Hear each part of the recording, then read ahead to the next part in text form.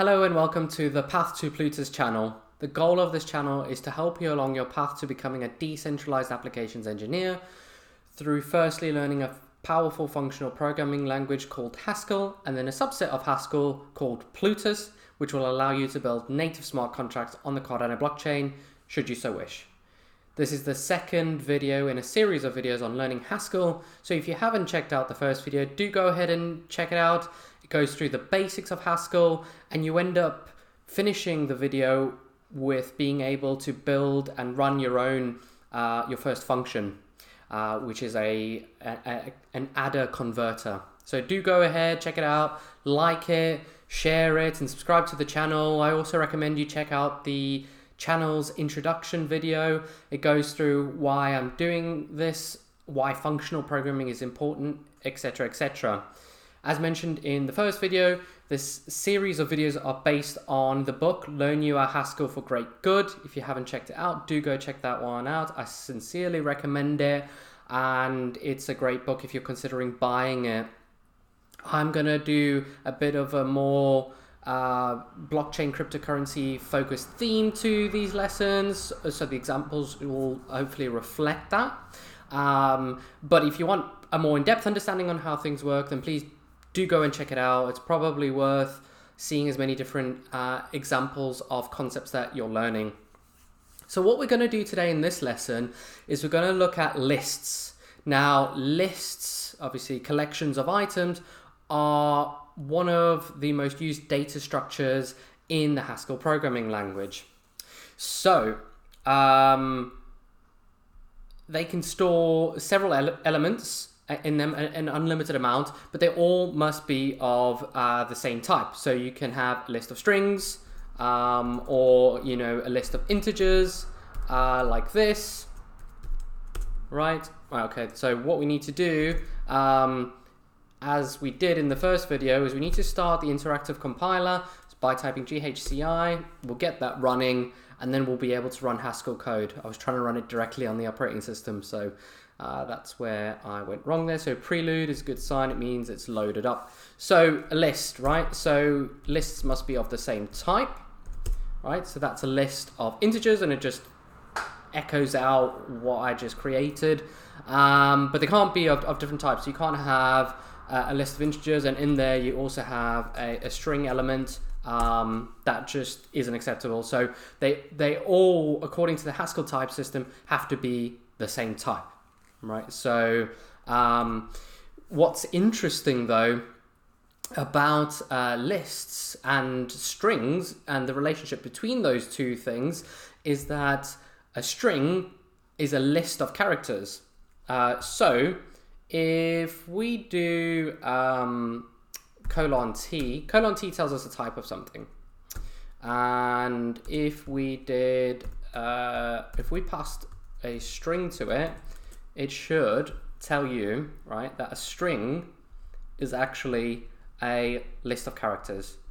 And what's happening here is that the type string just really maps onto the list of chars.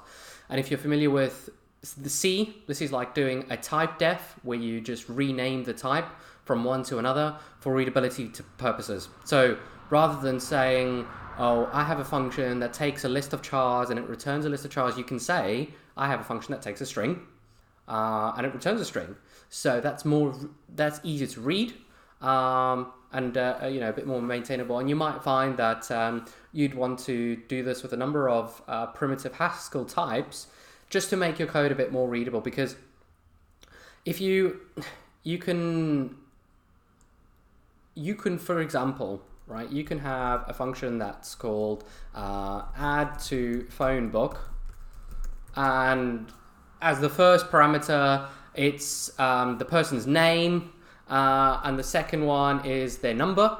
But if you had the type, if you looked at it, Haskell by default will say that function takes a string and a number and doesn't return anything. But to the person reading the code, that's not very readable because the string can mean anything. We can understand as programmers, yes, that's got to accept a string, But what does that string really mean? And in the context of a phone book, that string is a name. So you can instead say the add to phone book takes a name, which is just another word, it's just a rename of the string type. It's not a permanent one, it just maps to the string type, and it takes a phone number, which is an integer. So that's much more easier to read, much more easier to understand and reason about the behavior of the application. Okay, so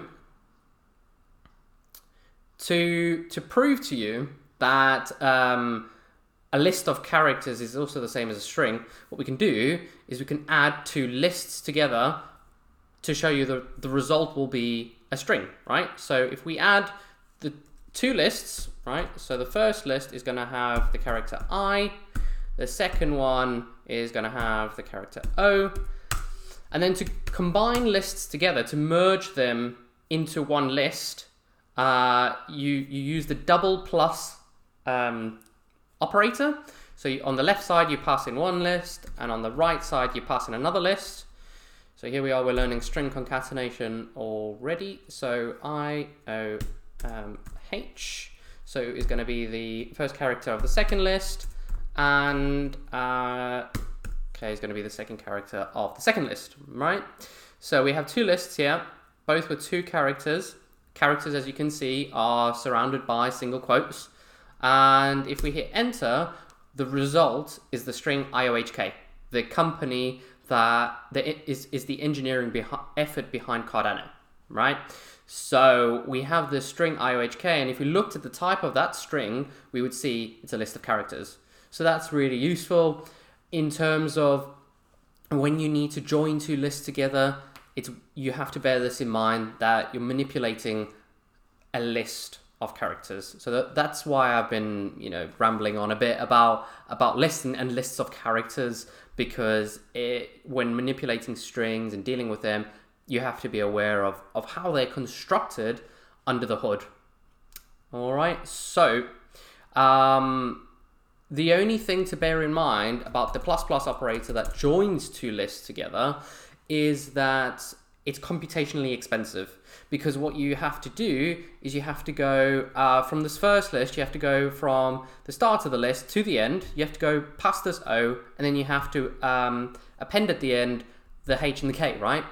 And for for two small lists like you've just seen, that's not really a big issue. It becomes a really big issue when you're joining large lists together. If you can help it, if the order of the list doesn't matter, there is another way to add items to a list, and I'll show you that now. And it's computationally much, it's less expensive and it's faster. So if you can add, if the order of where you put something in a list doesn't matter, then you go for this approach. So for example, say I had a list that was tracking the price of a cryptocurrency. So the price today is 2, yesterday it was 3, the day before it was 1, and the day before that was 4, because there's a lot of volatility in cryptocurrencies. And then the day after, you wanted to add something else to the list. You wanted to add something else to the front of the list, as in that day's current price. So you could use the colon operator, and you can supply something you want to add to the list that's of the same type.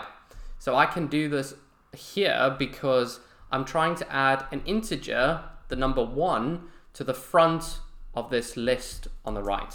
Okay, and then I get the new list 1, 2, 3, etc., etc. Now that the difference between doing that and that can't be seen on the screen, because like I said, that you're dealing with small lists here. But when you start dealing with larger and larger lists, it's significantly better to go for this. Let me just clear everything off. To go for this approach over going for that approach. Okay, because one is adding something to the front of the list, so you don't have to worry about what's at the end of the list. You just put something on the front and you return a new list. whereas the other one has to go to the end of the first list you supply and add a new element. So if performance is important, you should try and or the order in which you add something to a list, where it ends up being does not matter, then that's a great way to go because it's a lot faster. Now, if you actually look at the anatomy of a list is made up of can be made up using this operator. So let's have a look at how we could construct this string, Plutus, the native smart contract programming language for Cardano. Let's see how we can construct that using the colon operator, right? So obviously this string is a list of characters, so we can construct that same string by supplying the first character, colon, right, okay, I'll just finish this off.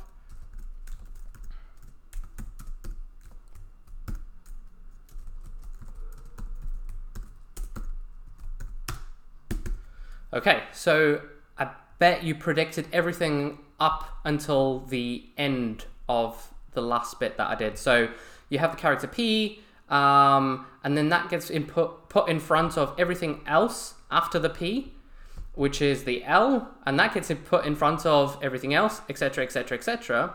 And what's interesting is when you get to the end here, you get to this S, and it gets put in front of an empty list. So if we hit enter, we get the string Plutus. So the square opening and closing brackets denote an empty list. That is a list of nothing in it. So what this colon operator has done is it's added S into an empty list and put U in front of that resulting list, T in front of that resulting list, etc., etc., etc., and has been able to produce the string Plutus.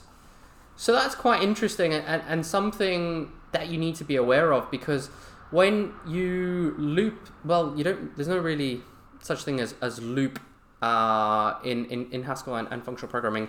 You deal with more recursion, and I'll explain those concepts later. But basically, when you're going through a list and you're inspecting every single element, a list, can be broken down into its parts recursively, and eventually, when you get to the end of the list, you'll hit the empty list, right? And you need to make sure that you don't try and retrieve another item from that list if you've got to the end of the list, because that can cause unexpected problems and behavior. Now, one other thing to note about the anatomy of a list is that, so a list, like I've said previously, has to have elements of the same type. And that the type can also be another list. So you can have a list of lists, right? So that's an empty list. And then I can put in this list, another list of integers, right? So we have a list and it's got two lists in it, both with integers. So, you can really go to town with what is possible in a list. Lists can be compared only if the things within a list are comparable. So we can check whether lists are equal. So, we can say, is the list 1, 2, 3? Is that equal to the list 1, 2, 3?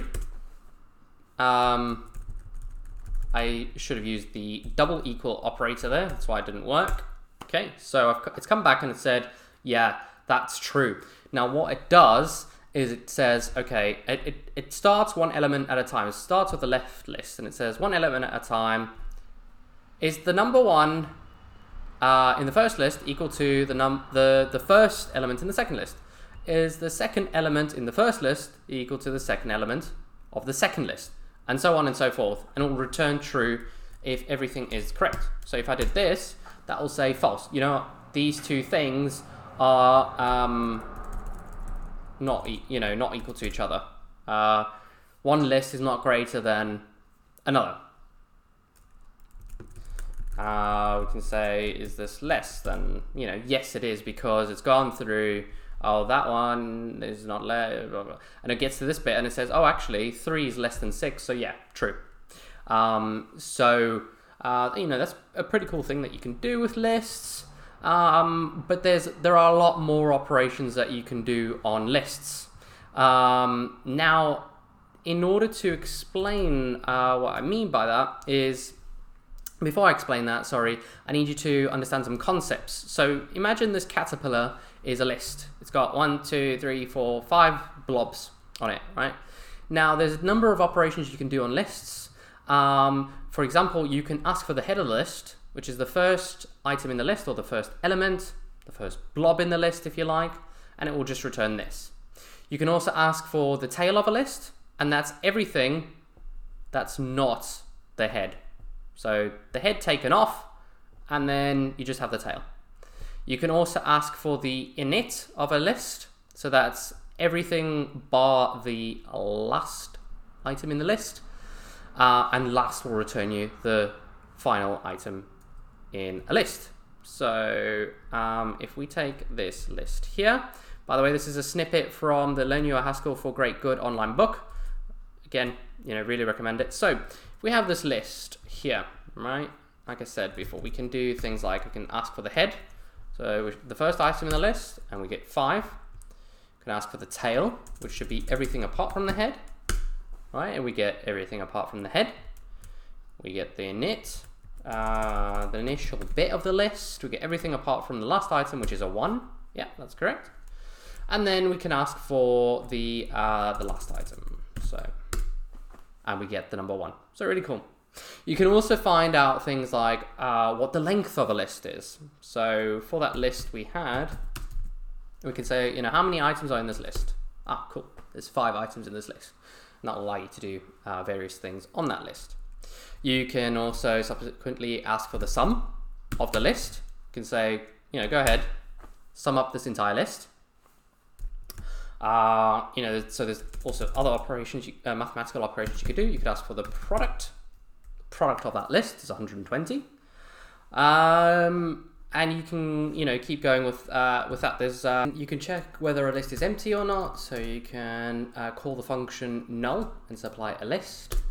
And this list isn't empty, so it returns false because you've got these items in it. But if you called the same function again, and you just supplied an empty list to it, it will say, yeah, that's true, that list is empty. Okay, so let's keep going. Let's see what else you can do. So there's a function called take, and what it does is it asks you for a number, and it will take that number of items from a list. So if I want 3 elements from this list, it will take the first 3 elements, 5, 4, and 3. And you can do the opposite. You can say, right, okay, well, actually, I want to drop the first 3 elements from the list and then get the resulting list. So that's 2 and 1. And what you can do is you can actually specify a number higher than the length of the list. So you can say, I want to drop the first 7 elements of the list. And Haskell is smart enough to say, do you know what, actually there is less than 7 items in this list. So what I'm going to do is I'm just going to drop as many as possible until I get to the end of the list and just return the empty list. That's quite nice and safe, much safer than head. You need to be careful with head. When you're asking for the head of a list, you'll get the head so long as the list isn't empty. If you ask for the head of an empty list, that doesn't exist. So, I mean, really, it's a bit of a shortcoming of Haskell, and it should really just return you potentially an empty list. I'm not quite sure, but you need to be careful of that. There's not many ways to get exceptions in Haskell, and this is one of the ways. So you need to make sure that you don't introduce this error in a program, and in a function when you're trying to get the head of a list, you're checking for these things so that you don't run into problems. But that's just an FYI.